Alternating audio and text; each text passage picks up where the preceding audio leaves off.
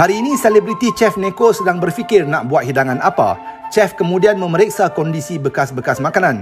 Kemudian bekas makan pun diatur dengan kemas dan makanan yang sedap pun dihidangkan. Sekarang kita akan buka pintu untuk menerima VIP-VIP datang makan. Gelojoh betul VIP-VIP ni lari masuk lintang pukang untuk mengambil tempat duduk. Lepas tu VIP-VIP pun makan dengan happy sekali. Seronok betul tengok kucing-kucing makan macam ni. Setelah selesai, chef pun kekenyangan dan tergolek letih.